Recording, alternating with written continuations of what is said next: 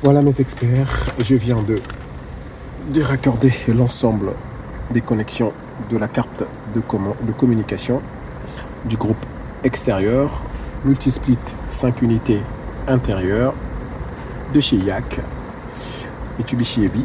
Voilà, donc là je vais procéder au remplacement avec la nouvelle carte. Ça c'est l'ancienne carte qui est obsolète sur une sortie E. Donc là je vais remplacer l'intégralité de la carte.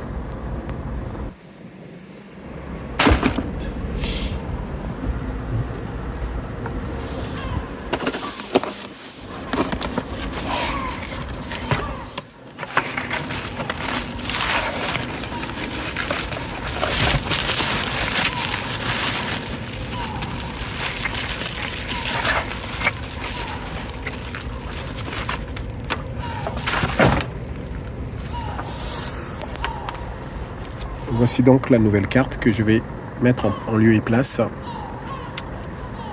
en remplacement de la carte obsolète que j'ai pu retirer tout à l'heure. Voilà. Là, je vais donc placer ma nouvelle carte électronique dans son emplacement. Je vais extraire les faisceaux électriques de liaison pour ne pas me gêner. Voilà.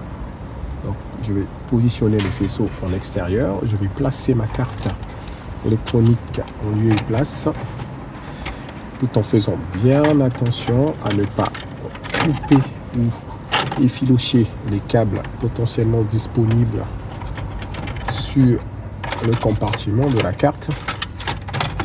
Donc, je vais glisser légèrement la carte de façon à l'introduire, voilà, dans son emplacement. Donc la carte étant placée, je vais pouvoir remettre les visseries de chaque côté, puis raccorder l'ensemble des câbles comme c'était identifié au départ. Attention, parce que sur ces types de cartes, vous avez les repères. Donc chaque emplacement est répertorié.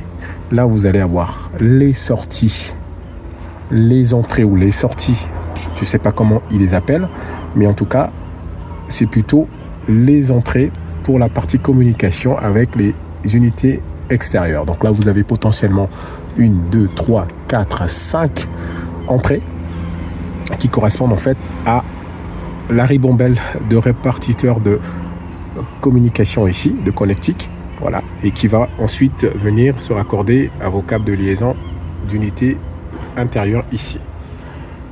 Ensuite, vous allez avoir les faisceaux complémentaires qui vont être associés aux sondes, aux capteurs, aux pressostats et éventuellement aux électrovannes de détente. Voilà, donc en fait, tout est identifié, tout est nommé, chaque câble correspond à un emplacement, donc tout est bien fait de façon à bien se répartir les câbles en fonction de leur emplacement.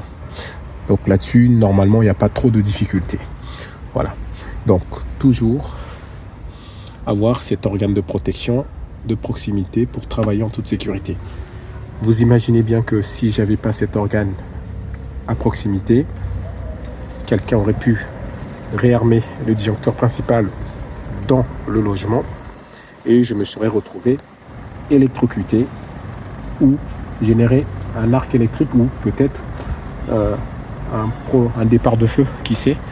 Donc c'est pour ça que je conseille toujours aux personnes de toujours mettre un équipement de protection de proximité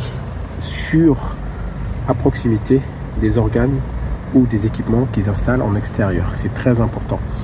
C'est pas un coût, ça n'a pas un coût plus important que si vous venez à vous électrocuter en étant en intervention sur votre machine. Donc je pense que votre sécurité ne dépend pas de la somme que vous allez investir dans ce type d'équipement pour votre sécurité.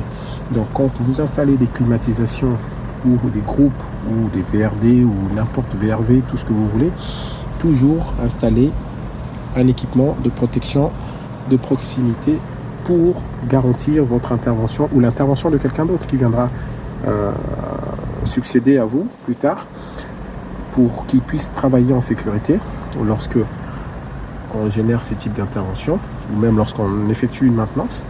C'est toujours important parce qu'en fait, on est sûr qu'on coupe le bon organe du bon appareil. Et ensuite de ça, on est maître, on est visionnaire de ce qui se passe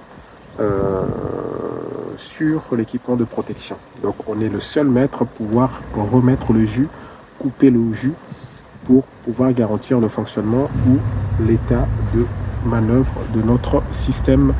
Voilà, comme c'est le cas ici. Après, le client ou quelqu'un d'autre peut s'amuser à réarmer en bas. Il n'y a pas de souci, on est en sécurité parce qu'on est isolé ici. Donc c'est aussi important de bien câbler le sectionneur en entrée, en sortie. C'est très important. Quand on est sur du tri, on a 3 fils qui rentrent et on a 3 fils qui sortent. On est en mono, on a 2 fils qui rentrent, 2 fils qui sortent. Donc, c'est pas la peine d'équiper un équipement de cette protection et par la suite de chanter les contacts ou les bornes de liaison. Ça n'a plus d'utilité du tout. Donc, c'est très important de bien câbler cet équipement. C'est très important.